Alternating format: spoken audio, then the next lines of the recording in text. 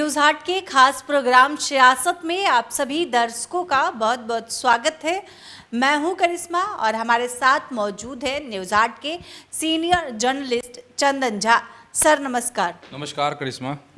Sir, विधानसभा चुनाव को लेकर तैयारी शुरू हो चुकी है और जो नेता हैं वो अपने बेटे को सेट करने में अभी से जुट गए हैं, तैयारी भी कर रहे हैं, लोगों से भी मिल रहे हैं। बात कर रहे हैं रामकृपाल यादव की, आशा सिन्हा की, नंदकिशोर यादव की और ऐसे कई नेता हैं जो अपने बेटे को सेट करने में लगे हुए हैं। सर, क्या कुछ खबर है, कौन कौन सेट कर रहा है? बिल्कुल, देखो पटना ज़िले में जो विधानसभा क्षेत्र है वो 14 है। जैसे मोकामा है, बाढ़ है, बख्तियारपुर है, दीघा है, बांकीपुर है, कुम्हरार है, पटना सिटी है, फतुहा है, दानापुर है, मनेर है, फुलवारी है जो सुरक्षित सीट है, इसके बाद मसौडी है वह भी सुरक्षित सीट है, और पालीगंज है, विक्रम है। इसमें से 4 विधानसभा जो क्षेत्र हैं उस पर आप अगर गौर करते हैं तो, और जो अभी सियासत में बिहार के पॉलिटिक्स में जो चीज़ें अभी चल रही हैं तो बहुत मज़ेदार है। और मज़ेदार इसलिए है कि जैसे हम फतुहा की अगर बात करते हैं तो यहाँ पर डॉक्टर रामानंद यादव हैं, आरजेडी के विधायक हैं, लेकिन रामकृपाल यादव जो हैं अपने पुत्र को, अपने बेटे अभिमन्यु यादव को सेट करना चाहते हैं। और सेट इसलिए हम लोग कह रहे हैं क्योंकि उनकी कोशिश जो है, 2 कोशिश है। एक पहली कोशिश ये है कि भाजपा से मिल जाए, तो एक तो यह कोशिश हो गई। दूसरी कोशिश जो है वो थोड़ा सा कहे कि मज़ेदार है, और मज़ेदार यह है कि अगर भाजपा से बात बन गई तो बढ़िया है, बात नहीं बनी तो क्या करेंगे, क्योंकि सेट करना है अपने बेटे को, क्या करेंगे।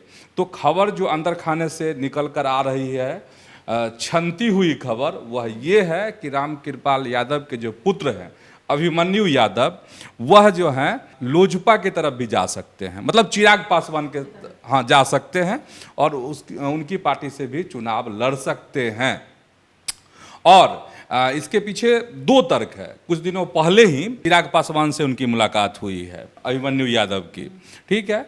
और इससे पहले भी जब कोरोना का काल था, 2020 का जो विधानसभा चुनाव हुआ था, उस समय में भी इस तरह की चर्चाएं उठी थी। तो इस बार हो सकता है कि ये चीज़ मूर्त रूप ले ले। अब ये है कि 2025 में क्या होगा। अभी तो एनडीए गठबंधन में है ये लोग, जदयू है, तो जीतन राम मांझी की पार्टी है, उपेंद्र कुशवाहा की पार्टी है, चिराग पासवान की पार्टी है, तमाम ये दल हैं अभी एनडीए गठबंधन में बिहार में।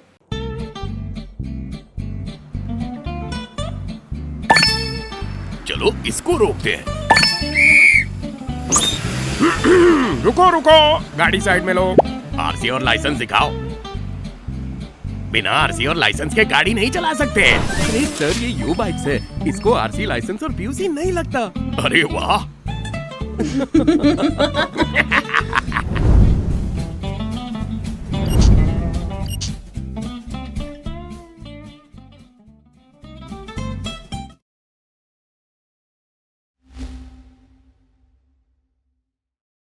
अब आगे क्या होगा कहना मुश्किल है, तो इसीलिए मुझे लग रहा है कि ये दोनों तरफ की तैयारी में है। लेकिन पहली प्राथमिकता जो मेरे पास खबर है, पहली प्राथमिकता भाजपा, दूसरी प्राथमिकता में ऐसा हो सकता है, मतलब यह निकलता है कि रामकृपाल यादव हर हाल में अपने बेटे को सेट करना चाहते हैं, अभिमन्यु यादव जो हैं हर हाल में चुनाव लड़ना चाहते हैं, यह मतलब निकलता है वो फतुहा से। चलिए, तो ये खबर हो गई। तो बेटे को कैसे सेट किया जा रहा है, जो हमारे दर्शक हैं वो समझ गए होंगे। अब जो है दानापुर की बात बता रहे हैं। दिलचस्प ये कि दानापुर जो है अभी आरजेडी के कब्जे में है, दानापुर विधानसभा क्षेत्र जो है, और अभी रीतलाल यादव यहाँ से विधायक हो गए। 2020 में जो विधानसभा का चुनाव हुआ था, आशा सिन्हा हार गई थी, तो आशा सिन्हा भी सेट करना चाहती हैं अपने बेटे को, और इनके बेटे का जो नाम है सहजानंद सिन्हा, बड़े बेटे हैं इनके आशा सिन्हा के। तो यह भी कोशिश में लगी हुई हैं, लेकिन ये भाजपा से लगी हुई हैं, ठीक है। और सक्रिय कार्यकर्ता भी हैं सहजानंद सिन्हा बीजेपी के। तो इनकी कोशिश है कि ये जो अगला विधानसभा चुनाव हो तो हम अपने बेटे को यहाँ से चुनाव में उतारें। एक दानापुर का ये हाल हो गया। 2 सीट का हम लोग बता दिए। अब पटना सिटी का जो सीट है वो नंदकिशोर यादव वहाँ से विधायक हैं, अभी विधानसभा के अध्यक्ष भी हैं। तो नंदकिशोर यादव की भी पुरजोर कोशिश है कि अपने बेटे को इस बार तो सेट कर ही दिया जाए। 2025 का जो विधानसभा चुनाव है और उनके पुत्र का नाम है नितिन यादव, तो अपने बेटे नितिन यादव को वो सेट करना चाहते हैं एट एनी कॉस्ट। अब क्या होगा, वहाँ दावेदार हैं, कई लोग दावेदार हैं, तो जब फिर दावेदारी वाली खबर का वक्त आएगा तो हम लोग बताएंगे जो कौन कौन दावेदार हैं वहाँ से। लेकिन फिलहाल ये बेटे वाली खबर है, कैसे लोग अपने परिजन को सेट करना चाहते हैं। तो ये खबर हो गई। अब है कुम्हरार। कुम्हरार में अरुण सिन्हा विधायक हैं, भाजपा के विधायक, और इनकी हर संभव कोशिश है, चर्चा भी है, सब लोग जानते भी हैं, ओपन सीक्रेट है। ये चाहते हैं कि उनके जो पुत्र हैं आशीष सिन्हा, उनको हर हाल में टिकट मिल जाए। ठीक है, तो ये हाल है अरुण सिन्हा का। अब क्या होता है, पार्टी किसको टिकट देती है ये देखना भी जो है हाँ दिलचस्प होगा। लेकिन सबसे इस खबर को जो हम लोग जिस एंगल से अपने दर्शकों को यह खबर बता रहे हैं, उसमें सबसे बड़ा दिलचस्प मोड़ अब आ रहा है जो बताने जा रहे हैं अपने दर्शकों को। वह ये है कि जो कुम्हरार विधानसभा क्षेत्र है उसमें 2 और दावेदार हैं जिनके मुंह से लार टपक रहा है, सियासी लार। ठीक है, सियासी लार जो टपक रहा है उसमें से एक जो है शिक्षण कार्यों से जुड़े हुए हैं, ठीक है, पढ़ाते हैं कॉलेजों में। उससे भी ज्यादा लार टपक रहा है एक पत्रकार है जो कुम्हरार विधानसभा से चुनाव लड़ना चाहते हैं। बहुत जबरदस्त लार टपक रहा है। तो कुम्हरार विधानसभा में क्या होगा अब तो आने वाला वक्त बताएगा। तो हम बेटा सेट करने वाला भी बता दिए कि कैसे कौन कौन नेता हैं जो अपने अपने बेटे को सेट करना चाहते हैं।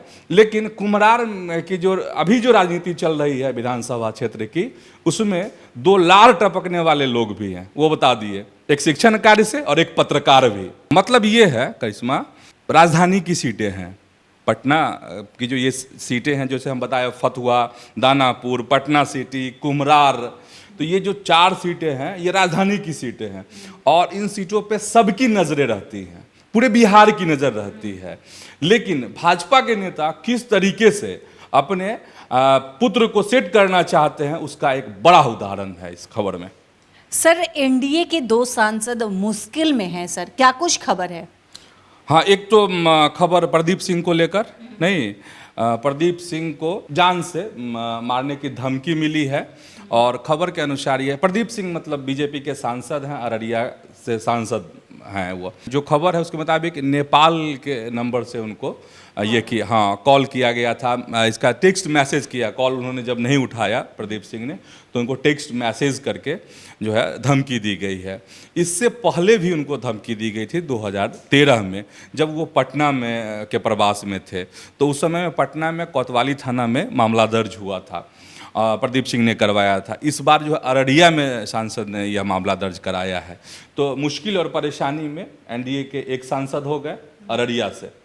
एनडीए के एक और सांसद हैं चिराग की पार्टी से हैं, अब वो हैं राजेश वर्मा, खगड़िया के सांसद हैं। लेकिन उनके लिए थोड़ी राहत की बात है। राहत की बात इसलिए है, पिछले दिन धमकी मिला था किसको, तो ये राजेश वर्मा को, खगड़िया के सांसद को। तो जो जिसने धमकी दी थी वो गिरफ्तार हुआ है, वो नोएडा से गिरफ्तार किया गया है उसको।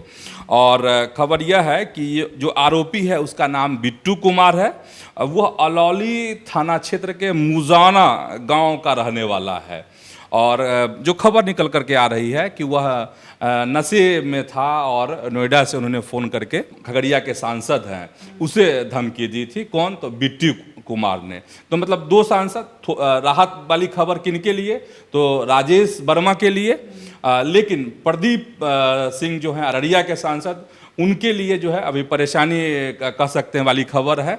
और जो अररिया के सांसद को जिसने धमकी दी है वो अभी पुलिस गिरफ्त में नहीं आया है। पनोरमा ग्रुप, जो सोचता है वो करता है। सर, पैक्स चुनाव को लेकर भी अपडेट आ रहा है, कहा जा रहा है कि नवंबर में पैक्स चुनाव होगा। आरक्षण सर कैसे लागू होगा? जो खबर है उसके मुताबिक जो पहले जैसी स्थिति थी वही स्थिति बरकरार रहेगी। खबर यह है कि नवंबर में जो है यह चुनाव कराया जाएगा और बैलेट पेपर से ही चुनाव ये होता है। तो इस बार भी बैलेट पेपर से ही चुनाव होगा और आरक्षण पूर्ववत रहेंगे और इसको लेकर अब प्रशिक्षण का कार्यक्रम है वो तैयार किया जा रहा है और जितने भी अधिकारी हैं जो इससे जुड़े होते हैं उनको प्रशिक्षित किया जाएगा, जिसमें 38 जिले के पदाधिकारियों को प्रशिक्षण मिलेगा, ट्रेनिंग मिलेगी इस चुनाव को संपन्न कराने के लिए, जिसमें पटना है जो सेंटर होगा, मुजफ्फरपुर है, मुंगेर है, सहरसा है और पूर्णिया जो है व्यवस्था की जा रही है ऐसे अधिकारियों को ट्रेनिंग देने के लिए कि कैसे इस चुनाव को, पैक्स का जो चुनाव है उसको संपन्न कराया जाए। करीब 977 अफसरों को इसकी जो है ट्रेनिंग दी जाएगी और मतलब इसकी तैयारी जिस तरीके से शुरू हुई है, इसीलिए अभी इसकी आधिकारिक घोषणा नहीं हुई है, लेकिन कहा जा रहा है जो तैयारी शुरू हुई है इसीलिए कहा जा रहा है कि एक बड़ी संभावना है कि बिहार में जो है जो पैक्स के चुनाव होने हैं वो नवंबर में होंगे। तो आज के इस वीडियो में इतना ही। आगे की खबरों के लिए आप हमारा चैनल न्यूज़ 8 को सब्सक्राइब कर ले।